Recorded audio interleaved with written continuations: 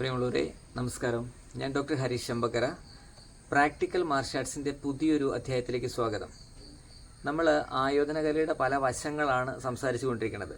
തിയറികൾ കുറച്ച് പേർക്ക് മടുപ്പുളവാക്കുന്നുണ്ടാവും, എങ്കിലും ആ തിയറിയാണ് ഇതിൻ്റെ ബേസ് എന്നുള്ളതാണ്. പിന്നെ നമ്മൾ സംസാരിക്കുന്നത്, നമ്മൾ പലപ്പോഴും പല ക്ലാസ്സുകളിലൊക്കെ വീഡിയോകളൊക്കെ കാണുമ്പോൾ മർമ്മ പോയിന്റുകളിൽ അമർത്തി ആശാന്മാർ താഴെ ഇടുന്നൊക്കെ കണ്ടിട്ടുണ്ടാവും. നമ്മളിപ്പോൾ മർമ്മ പോയിന്റിൽ പല മർമ്മങ്ങളുണ്ട്. അതിൽ മാംസമർമ്മങ്ങളെക്കുറിച്ചാണ്, മാംസത്തിൽ പറ്റി നിൽക്കുന്ന മർമ്മങ്ങളെക്കുറിച്ചാണ് പറഞ്ഞത്. അവിടെ വളരെ ഈസി ആയിട്ട് പോകുന്നുണ്ടെങ്കിലും ആരോഗ്യമുള്ള ഒരാളിൽ, അല്ലെങ്കിൽ വേദന സഹിക്കാൻ പറ്റുന്ന ഒരാളിൽ, ഇനി അല്ലെങ്കിൽ നല്ല പ്രാക്ടീസ് ഉള്ള നല്ല മസിൽസ് നന്നായിട്ടുള്ള ഒരാളിൽ, എന്ന് വെച്ചാൽ ശക്തിയുള്ള മസിൽസ്, പണിയെടുക്കുമ്പോൾ ഞാൻ പറഞ്ഞിട്ടുണ്ട് നല്ല മസിൽസ് ഉണ്ടാവും. അങ്ങനെയുള്ളവരിൽ ഇത് പ്രയോഗ സാധ്യത കുറവാണ്. ഇനി അഥവാ പിടിച്ചാൽ അവിടെ നിന്ന് രക്ഷപ്പെടാനുള്ള മാർഗങ്ങളും ഇതിനകത്തുണ്ട്. അപ്പോൾ അങ്ങനെയുള്ള കാര്യങ്ങൾ ആണ് നമ്മൾ ഇന്ന് ചർച്ച ചെയ്യുന്നത്. നേരെ വീഡിയോയിലേക്ക്.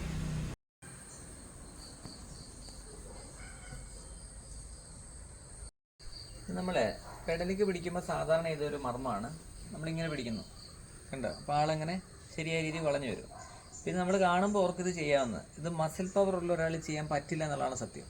നിങ്ങൾ ചെയ്ത് നോക്കണം. എന്ന് വെച്ചാൽ നല്ല മസിൽ പവർ ഉള്ള ഒരാളിൽ ഇപ്പോൾ ഈ കൈ നിൽക്കുന്ന പൊസിഷൻ കണ്ടോ? അപ്പോൾ പെടലിക്ക് പിടിക്കുമ്പോൾ ഈ മസിൽ നന്നായിട്ട് പൊങ്ങി നിൽക്കും. ഈ മസിൽ നന്നായിട്ട് പൊങ്ങി നിൽക്കും. പൊങ്ങി നിൽക്കുന്നുള്ളതുകൊണ്ട് നമുക്കിത് കൃത്യമായിട്ട് പിടിക്കാനും ആളെ താത്തുകൊണ്ട് വരാനും ഒക്കെ പറ്റും. പക്ഷേ ബലമുള്ള ഒരാൾ പിടിച്ചാൽ നടക്കില്ല. നമ്മൾ ആ കഴിഞ്ഞ വീഡിയോ ചെയ്തില്ല, നമ്മൾക്ക് ഇങ്ങനെ ചെയ്യുന്നൊരു കാര്യം. അപ്പോൾ ബലമുള്ള ഒരാളിൽ പറ്റില്ല. അതുപോലെ തന്നെയാണ് മർമ്മ പോയിന്റ്. കൈ ഇങ്ങനെ നിൽക്കുന്നതുകൊണ്ടാണ് ഇങ്ങനെ വരുന്നത്. ഇപ്പോൾ ഒരു പഞ്ചാണ് വരുന്ന കൂട്ടിക്ക് വെറുതെ, ആ പഞ്ചിനിട്ട് നമുക്ക് മാറിയിട്ട് ഇങ്ങനെ പിടിക്കാനൊന്നും പറ്റില്ല. കാരണം ആൾ അതിന് മുന്നേ എന്ത് ചെയ്യും? വലിക്കും. ഒന്നുകൂടെ പഞ്ച് ചെയ്തേ, കണ്ടോ? ഇത് പെട്ടെന്ന് കണ്ടോ? കിട്ടത്തില്ല. ഇതാണ് ഒന്നാമത്തെ പ്രശ്നം. രണ്ടാമത്തെ കാര്യം, നമ്മളിങ്ങനെ ചെയ്യുമ്പോൾ ആരെങ്കിലും നമ്മുടെ കൈയുടെ ഇവിടെ പിടിച്ചെന്ന് കൂട്ടിക്കേ, ഈ ഭാഗത്ത് പിടിച്ചു, ഈ ഭാഗത്ത് പിടിച്ചാൽ ഈ മർമ്മ പോയിന്റ് പൊങ്ങി നിൽക്കുന്നത് കൊണ്ടാണ് ഇത് ചെയ്യാൻ പറ്റാതെ വരുന്നത്. നമ്മൾ ചെയ്യേണ്ട ഒരേ ഒരു കാര്യം, കൈ ചുരുട്ടി പിടിച്ച് ഈ കൈ ഇങ്ങോട്ട് തിരിച്ചാൽ മതി. ഇതിൻ്റെ പ്രശ്നം ഒഴിവായി കിട്ടും. മനസ്സിലായി വ്യക്തമായിട്ട്? പഞ്ച് ഇങ്ങനെ വരുമ്പോൾ നമ്മളിങ്ങനെ പിടിച്ച കൈയുടെ കുഴ തിരിച്ചാൽ മതി. തിരിച്ചേ, കണ്ടോ? അപ്പോൾ ഈ മർമ്മം ഒളിക്കും ഇതിനകത്ത്. ഓക്കെ, നമ്മൾ പലപ്പോഴും നമ്മൾ പറയത്തില്ല ഇക്കിളി ഇടുക എന്ന് പറഞ്ഞില്ലേ? ഇങ്ങനെ ഇക്കിളി ഇടുന്ന സമയത്ത് ആ ഇക്കിളി നമുക്ക് ഏക്കുന്ന ഭാഗങ്ങളൊക്കെ തന്നെ അതിൻ്റെ താഴെ മർമ്മങ്ങളുണ്ടെന്ന് ഓർത്ത് വെച്ചു. വളരെ സിമ്പിളായ ഒരു കാര്യമാണ്. നമ്മൾ ഇക്കിളി ഇടുമ്പോൾ നമുക്കിപ്പോൾ ഇവിടെ എന്താണ് ഇക്കിളി ഇടുമ്പോൾ നമുക്ക് ഇക്കിളി വരും. അപ്പോൾ ഇത് മർമ്മ പോയിന്റ് ഉണ്ടോ? ഇങ്ങനെ ഓർത്ത് വയ്ക്കാം. പക്ഷെ നമ്മളിപ്പോൾ കാണിക്കുമ്പോൾ ഫിംഗറിന് കുത്തുന്നതായിട്ടൊക്കെ കാണിക്കുമ്പോൾ എഫക്റ്റ് ഉണ്ടാവണമെങ്കിൽ നന്നായിട്ട് ഫിംഗർ പുഷപ്പ് മറ്റു കാര്യങ്ങളൊക്കെ ചെയ്ത് ബോഡി ഭയങ്കര സ്ട്രോങ് ആക്കി വെച്ചാലേ പറ്റുള്ളൂ. ഇല്ലെങ്കിൽ ഇവിടെ മസിലുള്ള ഒരാളാണ്, നല്ല വിങ്സും കാര്യങ്ങളൊക്കെ നമ്മൾ പിടിക്കാൻ പറ്റില്ല. അപ്പോൾ നമ്മൾ ഉദ്ദേശിക്കുന്നത് പ്രാക്ടീസ് പ്ലസ് ബലം, അതുപോലെ നമ്മൾ എത്തിക്കാൻ പറ്റണം. ഉദാഹരണം പറഞ്ഞാൽ ഞാനൊരു പഞ്ച് ചെയ്യുന്നു, അപ്പോൾ ആൾ അങ്ങോട്ട് മാറിയിട്ട് പിടിക്കുന്നു, ഇങ്ങനൊരു പിടുത്താണ് വരുന്നത്. ഓക്കെ, വ്യക്തമായിട്ട് കാണിച്ചു തരാം. നമ്മളിപ്പോൾ ഇങ്ങനെ വന്നിട്ട് ഇവിടെ നിന്ന് പഞ്ച് ചെയ്യുമ്പോൾ കണ്ടോ? ഓക്കെ, ഇതിപ്പോൾ കിട്ടുമ്പോൾ നമുക്ക് തോന്നും ഈ പോയിന്റും കറക്റ്റാണ്, ഈ പോയിന്റും കറക്റ്റാണ്. ഓക്കെ, നമ്മൾ വെറുതെ തിരിച്ചാൽ തീരുന്ന വിഷയമുള്ളത്. കണ്ടോ? ടൈറ്റ്, ഇത്രയേ ഉള്ളൂ. അപ്പോൾ തിരിയുമ്പോൾ എവിടെ കൊണ്ട് തിരിയണം? ഈ ഭാഗം ഉൾപ്പെടെ ജസ്റ്റ് തിരിയണ്ടോ? അപ്പോൾ എപ്പോൾ പിടിച്ചാലും നമ്മൾ നോക്കേണ്ട ഒന്നാമത്തെ കാര്യം പിടിച്ച കൈ മടക്കുക എന്നുള്ളതാണ്. വ്യക്തമായി പിടിയിട്ട് ഇങ്ങനൊരാൾ പിടിച്ചാൽ നമ്മൾ മടക്കുക എന്നുള്ളതാണ്. ആ കൂടി കൈയുടെ ഒരു സപ്പോർട്ടൂടെ കൊടുത്താൽ ഈ മർമ്മത്തിൽ നമുക്ക് ഒഴിവാകാൻ പറ്റും. ഒന്നുകൂടെ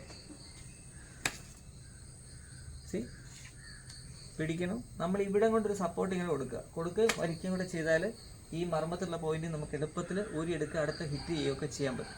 അപ്പം മർമ്മ ഒളി വിദ്യ എന്ന് പറയുന്ന ഇതാണ്. മർമ്മത്തിൻ്റെ പല ഭാഗങ്ങളും നമുക്ക് ഒളിപ്പിക്കാൻ പറ്റും. ഇങ്ങനെ നമ്മൾ പ്രാക്ടീസ് ചെയ്യുന്ന സമയത്ത്, ഇപ്പോൾ ഉദാഹരണം നമ്മുടെ വാരിയിൽ പിടിക്കുന്നു, ഫിംഗർ കൊണ്ട് പിടിക്കുന്നു, ഇത് ഭയങ്കര ഡേഞ്ചറാണ്. പക്ഷെ നമുക്ക് ബോഡിയിലെ ചില സംഗതികൾ അറിയാവുന്നുണ്ടെങ്കിൽ ഈ പിടുത്തത്തിൽ നിന്ന് പിടിക്കാൻ പറ്റും. കാരണം ഇവിടെ പിടിച്ചിരിക്കുന്ന നോക്കി ഇത്രയും ടൈറ്റായിട്ട് ഇത്രയും വീതിയിലാണ് അല്ലേ? നമ്മൾ ഇത്രയും തിരിഞ്ഞാൽ എന്ത് പറ്റി? സംഗതി ഒളിയും. ഇതുപോലെ ഓരോ ഭാഗത്തെ മസിലുകളെ ഒളിപ്പിക്കാൻ നല്ലൊരു മാസ്റ്റർക്ക് പറ്റും. ഇത് പ്രധാനമായിട്ട് പഠിക്കേണ്ട കാര്യങ്ങളാണ്. ഇനി ഒരു പുതിയ ട്രിക്ക് പറഞ്ഞുതരാം. നമ്മൾ ഏത് പൂട്ട് പൂട്ടിയാലും ഒരു ചുവടിൽ നമുക്ക് അതിനകത്ത് രക്ഷപ്പെടാൻ പറ്റും. അത് മാത്രമല്ല, ഒരു പൂട്ടിന് ട്രഡീഷണൽ ആയിട്ടുള്ള അഴിവുകളുണ്ട്. അത് കൂടാതെ ഒരുപാട് അഴിവുകൾ നമുക്ക് മനസ്സിലാക്കിയെടുക്കാനായിട്ട് പറ്റും. അങ്ങനെയുള്ള കാര്യങ്ങളാണ് നമ്മൾ ചെയ്യുന്നത്. ഇപ്പോൾ എക്സാമ്പിൾ എടുത്ത് നോക്കുക. ഞാനിപ്പോൾ ഒരു അടി അടിക്കുന്നു, പൂട്ടുന്നു, അപ്പോൾ ഇങ്ങനെ പിടിച്ചിരിക്കുകയാണ്. അപ്പോൾ ഈ കയ്യിൽ ബുദ്ധിമുട്ടുള്ളത് കൊണ്ട് നമ്മൾ ഈ കൈക്ക് സപ്പോർട്ട് കൊടുക്കാനായിട്ടാണ് നമ്മൾ രണ്ട് കരൽ ചേർത്ത് പിടിച്ചിട്ട് കൈകൾ ചേർത്ത് പിടിച്ചിരിക്കുന്നത്. ഇപ്പോൾ ആ പൂട്ടിയ ആൾ പൂട്ടിനകത്തായി. ഇതാണ് ഇതിൻ്റെ ഒരു വിദ്യ എന്ന് പറയുന്നത്. അപ്പോൾ നമുക്ക് പെട്ടെന്നൊക്കെ അഴിച്ചെടുക്കാം, നമ്മൾ റിലീസാവും. അതേ സംഗതി തന്നെ പൂട്ടി കണ്ടോ, ഈ പൂട്ടി വെച്ചിരിക്കുകയാണ്. ഇവിടെ വളരെ സിമ്പിളായിട്ട് ശ്രദ്ധിച്ചാൽ നമ്മുടെ ഈ കൈ ഫ്രീ അല്ലേ, ഇത് നേരെ കയറി ഇങ്ങോട്ട് പിടിച്ചാൽ ഇതുകൊണ്ട് തന്നെ നമുക്ക് അടിക്കാൻ പറ്റും. വ്യക്തമായി പിടിക്കോ, ഒന്നുകൂടെ ജസ്റ്റ് ലോക്ക് ഉണ്ടോ. അപ്പോൾ ആ പൂട്ട് അവിടെ നിന്ന് നമ്മൾ ആ കൈ മടക്കുന്നത് അവിടെ തന്നെ വെച്ചിരിക്കുവാണ്. ഇതിങ്ങനെ നൂർത്താൽ ടൈറ്റ് ചെയ്ത് ഇങ്ങനെ നൂർത്താൻ പറ്റും, ഒടിയാൻ ചാൻസ് ഉണ്ട്. നമ്മളതിനെ ചെയ്യുന്നതെന്ന് വെച്ചാൽ ഇവിടുന്ന് കയറി നേരെ പിടിക്കുന്നു. മുടിയുണ്ട്, മുടി, ചെവിയാണ് ചെവി ഉണ്ടോ.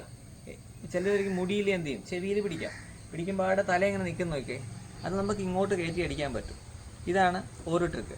ഇനി ഇതിൻ്റെ അഡ്വാൻസ് ലെവൽ വരുമ്പോൾ നമ്മളിങ്ങനെ പിടിച്ചു ബ്ലോക്ക് ചെയ്യുന്നു, ഇവിടെ പിടിക്കുന്നു, ഇവിടെ പിടിച്ച് നമ്മൾ തിരിക്കുന്ന സമയത്ത് കാലുകൊണ്ട് തട്ടിയാൽ ഇതിലുണ്ട്, ഈ കൈ എവിടോട്ട് വരും, പൂട്ടൊഴിവായില്ലേ. ഒന്നുകൂടെ ശ്രദ്ധിക്കുക, തട്ടി ഇവിടെ പിടിച്ചു കണ്ടോ, നമ്മൾ പിടിക്കുന്നുണ്ടോ, അപ്പോൾ നമുക്ക് അടുത്തടുത്ത് ഇടിക്കാനും പറ്റും.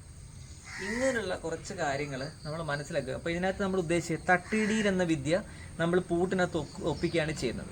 അപ്പം അങ്ങനെ ചെയ്യുമ്പോൾ ഉള്ള ഗുണം എന്ന് വെച്ചാൽ നമ്മൾ രണ്ടായിട്ട് അത് പഠിച്ചു വയ്ക്കുക. ഒന്ന് തട്ടിയിടുന്നതായിട്ടൊന്ന് പഠിച്ചു വെക്കും, ഒന്ന് പൂട്ടുന്നതായിട്ട് പഠിച്ചു വയ്ക്കും. ഇത് രണ്ടും കൂടെ കമ്പൈൻ ചെയ്താൽ പുതിയൊരു ടെക്നിക്കിലേക്ക് വരും. ഇത് കണ്ടിന്യൂസ് ആയിട്ട് വരുമ്പോഴാണ് അഭ്യാസത്തിലേക്ക് വരുന്നത്. ഇപ്പോൾ ഉദാഹരണം പറഞ്ഞാൽ ഞാനൊരു പഞ്ച് ചെയ്യുന്നു, ചുറ്റിക പൂട്ടെന്ന് പറഞ്ഞ് പൂട്ട് ഇവിടെ പൂട്ടുന്നു ഉണ്ടോ, ചുറ്റിക പൂട്ടി വെച്ചിരിക്കുകയാണ്. അപ്പോൾ പൂട്ടി വെക്കുന്ന സമയത്ത് നോക്കേണ്ടത് ഈ കൈ തിരിയിരിക്കുന്നതുകൊണ്ട് എനിക്കിപ്പോൾ ഇങ്ങനെ അടിക്കാൻ പറ്റില്ല, ഇങ്ങനെ അടിക്കാൻ പറ്റില്ല, ഒന്നും പറ്റില്ല. ഓക്കെ, നിങ്ങൾ നോക്കേണ്ടത് ഈ പൂട്ട് പിടിക്കുമ്പോൾ ഈ കൈ വളഞ്ഞാണ് ഇരിക്കുന്നത്. ഓക്കെ, നമ്മൾ ഇവിടുന്ന് ഇവിടെ ഒരു ചെറിയ സപ്പോർട്ട് കൊടുക്കുക, വെക്കാൻ സംഗതി വ്യക്തമായി നോക്കി പിടി കിട്ടിയോ. ഒന്നുകൂടെ, അതായത് പഞ്ച് വരുന്ന ലോക്ക് ചെയ്യുന്നത് കണ്ടോ, ഇവിടെ ഇങ്ങനെ പിടിച്ചിരിക്കുന്നു. ഓക്കെ, അപ്പോൾ നമ്മൾ ഈ കൈ ഇങ്ങനെ പിടിക്കുക, ഈ പിടിച്ചുകൊണ്ട് ഇത് നേരെ തിരിച്ചാൽ അടുത്ത പൂട്ടായി. ക്ലിയർ?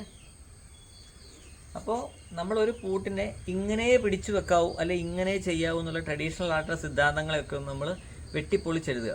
എഴുതുമ്പോൾ നിങ്ങൾക്ക് ഒരു കാര്യം മനസ്സിലാവും, നമ്മുടെ കുറച്ച് ബ്രെയിൻ വർക്ക് കൂടെ ഉണ്ടെങ്കിൽ പുതിയ പുതിയ കാര്യങ്ങൾ കണ്ടെത്താനും ഒക്കെ പറ്റും. അങ്ങനെ ആകുമ്പോഴത്തേക്ക് ഇത് റിച്ചായ ഒരു സംസ്കാരത്തിലേക്ക് പോകാൻ ചാൻസ് ഇല്ലേ.